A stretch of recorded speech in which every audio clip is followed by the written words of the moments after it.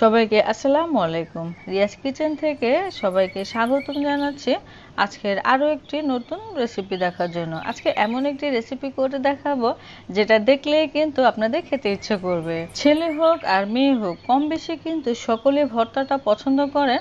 তো আজকের এই ভর্তাটা আপনারা দেখে একবার অবশ্যই ট্রাই করবেন। আমি না বললেও কিন্তু আজকের এই রেসিপিটা আপনারা ট্রাই করতে বাধ্য। এতটা মজার এই ভর্তাটা। রেসিপিটি ভালো লাগলে আমার ভিডিওতে একটি লাইক দিয়ে দেবেন এবং চ্যানেলটিকে সাবস্ক্রাইব করে আমার পাশেই থাকবেন। চলে এলাম আমি পুরো রেসিপিতে। এখানে আমি বেশ কিছু এরকম লাল টুকটুকে শুকনো মরিচ নিয়েছি। আপনারা চেষ্টা করবেন লাল মরিচগুলোই নিতে, এতে করে ভর্তার কালারটা কিন্তু খুবই সুন্দর আসে। কিংবা বাজারে কিন্তু এরকম লাল থাকে অথচ ঝাল কম থাকে, আপনারা চাইলে সেই মরিচগুলোও কিন্তু কিনে আনতে পারেন। শুকনো মরিচের বোটাগুলো কিন্তু আমি ফেলে দিয়েছি। এখন এই মরিচগুলোকে 2-3 মিনিটের মতো সিদ্ধ করে নিতে হবে। তো চুলায় বেশ কিছু পানি বসিয়ে দিয়েছি, তো পানিতে মরিচগুলো দিয়ে দিলাম। এখন আমি 2-3 মিনিটের মতো মরিচগুলোকে সিদ্ধ করে নিয়েছি। চুলার জালটাকে হাইতে রেখে আমি 2-3 মিনিটের মতো এটাকে সেদ্ধ করে নিব। কালারটা একটু চেঞ্জ হয়ে যাবে, সেদ্ধ হয়ে গেছে। আমি মরিচগুলো এখন তুলে নিচ্ছি।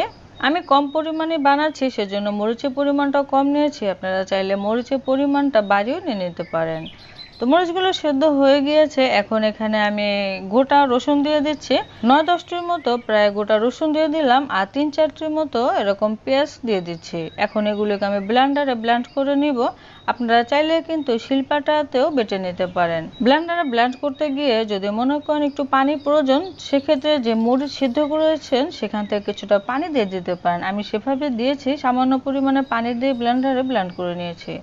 এখন এই ভর্তাটাকে আমি ভুনা করে নিব। সেজন্য চুলায় আমি একটি হাঁড়ি বসিয়ে 2 টেবিল চামচের মতো সয়াবিন তেল দিয়ে দিলাম। এখন এই তেলে এই ভর্তাটাকে ভুনে নিতে হবে, এতে করে কিন্তু ভর্তা খেতেও ভালো লাগবে।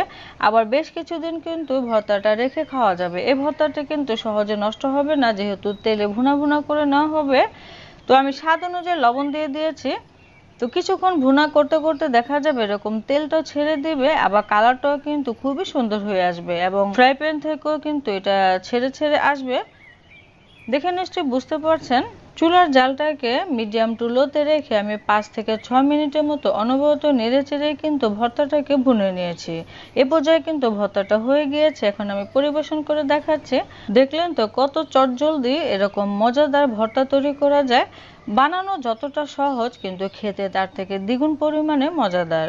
এটা দেখে যতটা ঝাল মনে হচ্ছে আসলে ততটা ঝাল না। এই ভর্তা মরিচটা যেহেতু প্রথমে আমি সিদ্ধ করে নিয়েছি, আবার বেশ কিছু রসুন পেঁয়াজ মেলানো হয়েছে, সেক্ষেত্রে ঝালটা কিন্তু কিছুটা কমে এসেছে। তারপরে যে ঝালটা আছে এটা কিন্তু খুবই মজাদার। আপনারা একবার ট্রাই না করলে বুঝতেই পারবেন না। আমি আশা করছি আপনারা অবশ্যই একবার হলে ভর্তাটি তৈরি করে খাবেন এবং আমাকে অবশ্যই কমেন্ট করে জানাবেন রেসিপিটি কেমন ছিল। এই ভর্তাটি আপনারা গরম গরম ভাতের সাথে, চিতই পিঠা, চাপটি যে কোনো কিছুর সাথেই কিন্তু পরিবেশন করতে পারেন। পোলাওর সাথে কিন্তু খেতে ভীষণ ভালো লাগবে।